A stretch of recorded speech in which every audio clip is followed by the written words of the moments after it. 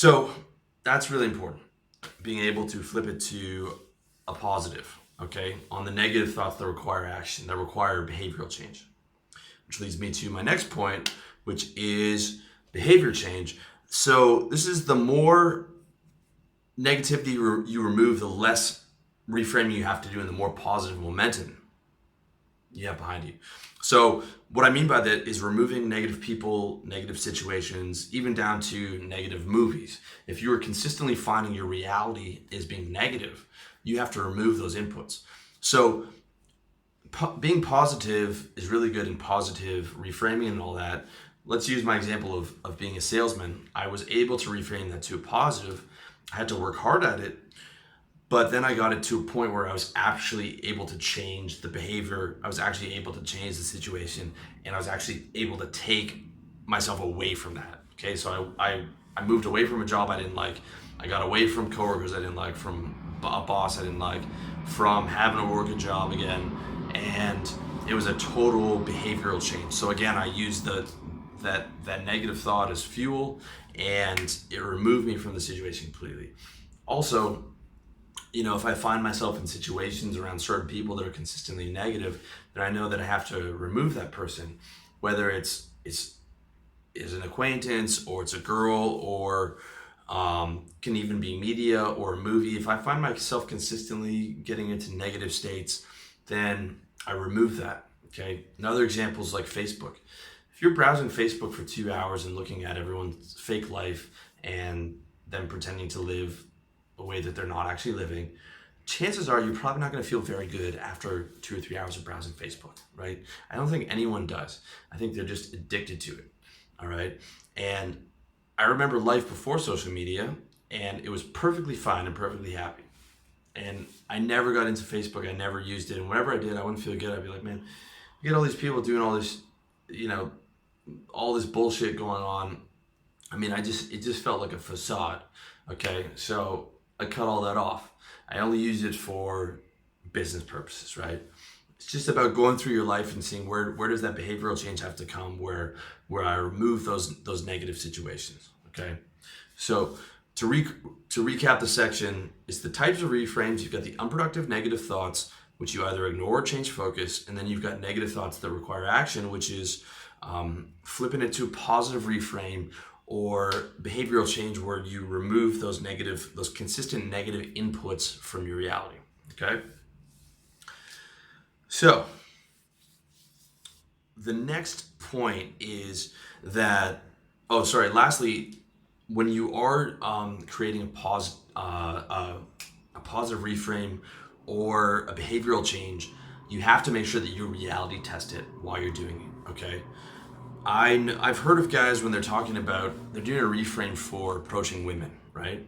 And when you approach a lot of women and you're trying to get a lot of girls, you deal with a lot of negativity and a lot of rejection, and it's not particularly fun.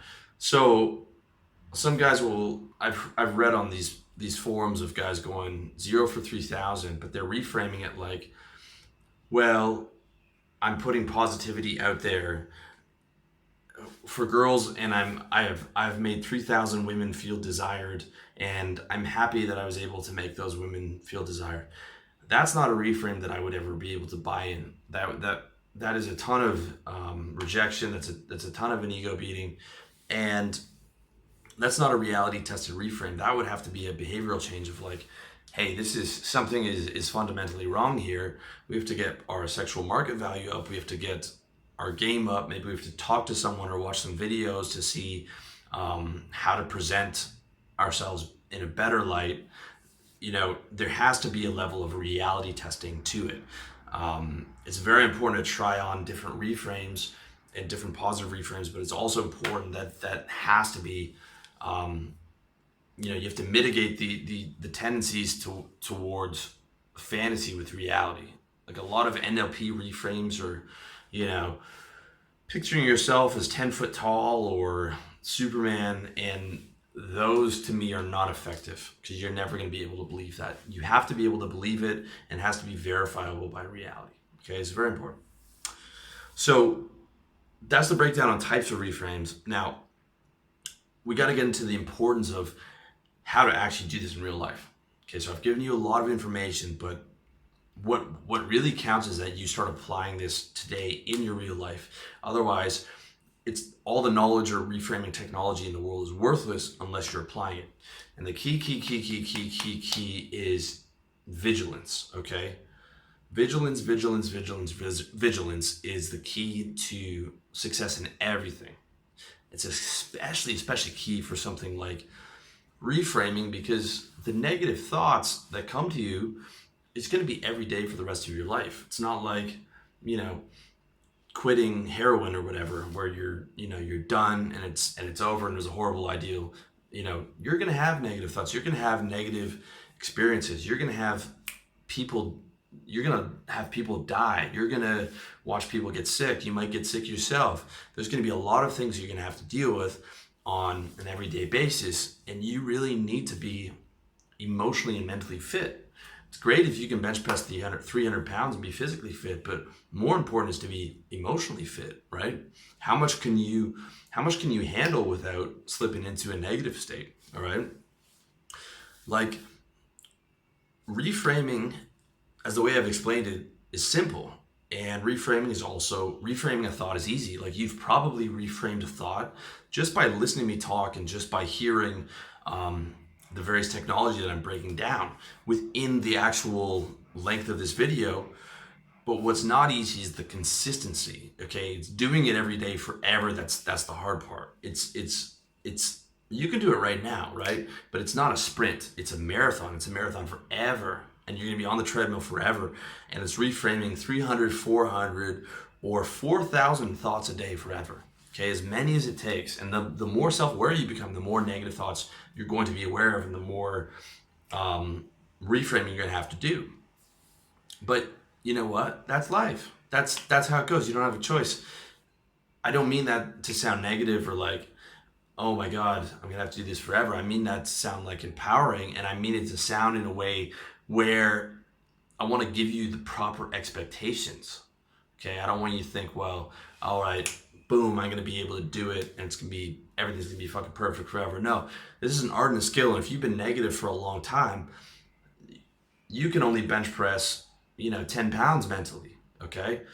Might take you 2 to 3 years to get to the point where you're super emotionally fit and you're able to bench press 300 pounds, but it doesn't matter. It doesn't matter where you are. What matters is that you're applying yourself and you're getting better, and you're devoting yourself to the art and skill, and you're reframing as many times a day as you have to. You're flipping to positive as many times a day as you have to, and ignoring and focus changing and behavioral changing and removing negative inputs and all the various things, right? Because pursuit of happiness is your number one priority, right? So that's the game, man. And like, it takes 10,000 hours to master anything. Okay, if you're new to reframing, then it's 10,000 hours is what it's going to take. It might take you 3-4 years to get to operating at a high level, but you don't have to suffer until then. What I'm saying is this: okay, yes, it does take a lot of work, but you're going to be feeling better in the whole process. Starting today, you can be feeling better, right? It's not like you have to suffer a lot to get there. It's like, in that actual journey of reframing, you're feeling better and better and better and better. And that can start today, right? You can start today with whatever, reframing, whatever you have going on, which leads me to my next point, which is having what I call reframe stacks or reframe patterns ready to go for your big problems, okay? Your most persistent negative patterns could be fear of sickness, fear of death, could be some type of emotional or physical abuse you had in your childhood, could be the fact maybe you don't have money, could be about not having women. Whatever your top 5 or 10 biggest problems are, your most consistent negative loops. And I actually did a video and an article on it called how to handle your recurring problems. And what I recommend is sitting down and writing down your 10 most negative recurring problems that you have every day and the solutions that you're going to find to that, whether it's a solution of taking action or changing your lifestyle choices, or just, okay, what this happened to me in the past, what is the reframe I'm going to use when this comes up consistently? Because this comes up This is consistently putting me into a negative state. So what is the reframe? What is the key reframe that I'm going to use to flip it into positivity? All right. And it doesn't matter if you have to sit there for an hour to find it. You're just using your focus and your creativity, and you're reality testing them. And you're saying, can I believe that? And I'm going to be able to say that every day. And is that going to work for me every day? And you just keep pushing at it till you have those big ones solved. Okay. It's very, very important.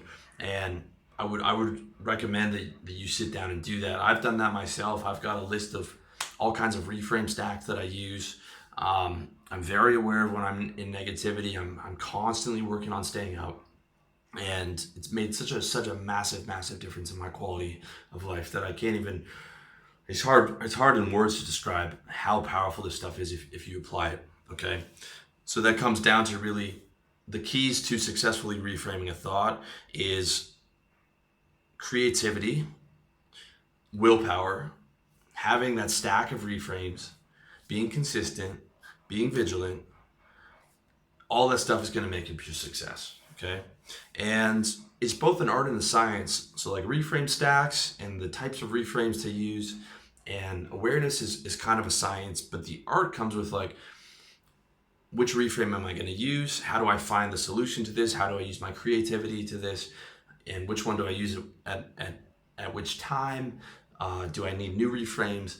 It's a combination of the two. But at the end of the day, it is a skill. So don't think just because now you know how to do it that you're all of a sudden going to be Tony Robbins. I'm not Tony Robbins, okay? But I'm working on it. I'm working on getting to a place where, every year I'm getting better. Every month I'm getting better. I'm consistently getting happier. But you recognize that it's a skill, and you're laying the groundwork. Don't think that you're going to go into the gym having never worked out and bench press 300 pounds, okay, and be super physically fit. It's just the same with your emotional fitness, right? If you're starting from ground zero, you might be bench pressing 10 pounds. Or maybe you're really advanced and this video just gave you a couple extra tweaks that's going to really accelerate you. Whatever it is, you got to recognize where you're at and have those, manage those expectations to some degree. Okay, it's really important. So, in summary, how to reframe negative thoughts and beliefs: consistent awareness, asking the right questions, doing the actual reframing technology, being vigilant, sitting down and creating your reframe stacks for your top 10 recurring problems, and following the game plan.